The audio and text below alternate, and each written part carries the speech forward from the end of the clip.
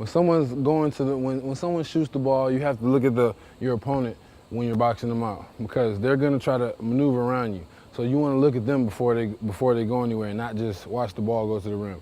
So when they're going, you look for them and you pivot. You pivot the way that they go. So if they go left, you go that way. You don't want to. They go this way, and you turn your back to them, and then you lose them.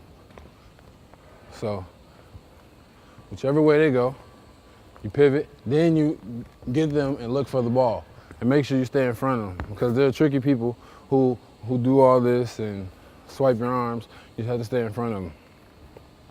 Make sure when you're boxing out, you have your elbows up and sort of like behind you a little bit, so when they try to go around you, you can feel them going which way they go. So I'm going to show you live how it is to box someone out. You look at them, and then when the shot goes up,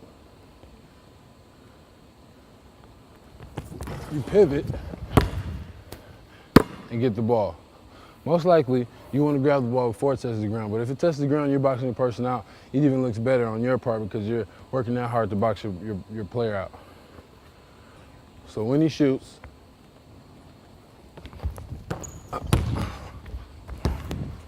box out, I'm going to get the ball.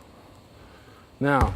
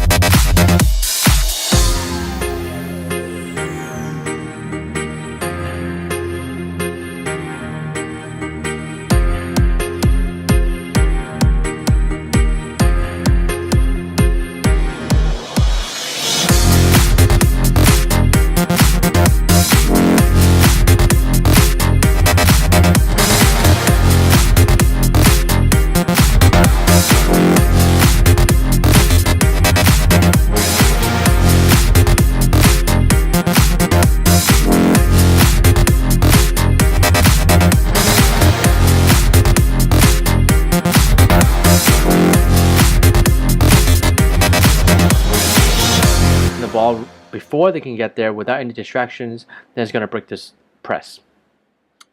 Make sure they're angled such that they can't inbound to the middle.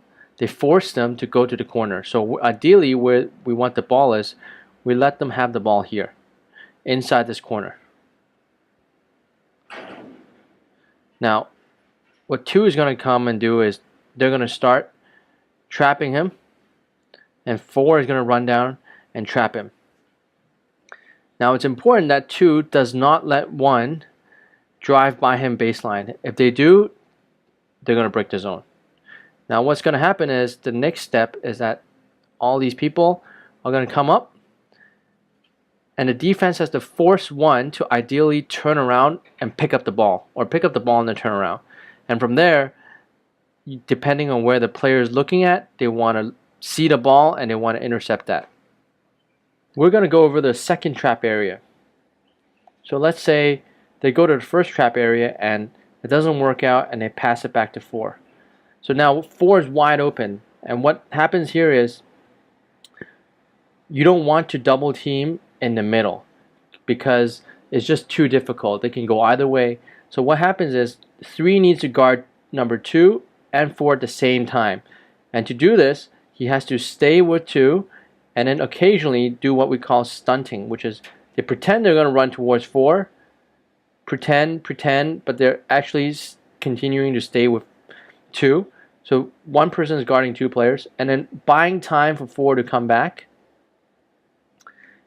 And then, assuming 4 passes to 2 or they go to the corner, anywhere here or in this zone, we're going to start trapping them. So the moment they hit that, boom, we're going to trap them. So 3, make sure you don't let 2 just drive baseline. 4 comes over, and you rotate, right? Or you can do this. So that's the second trap area. Ideally, if they cross the half-court line, then they're trapped. You have the baseline. No, sorry.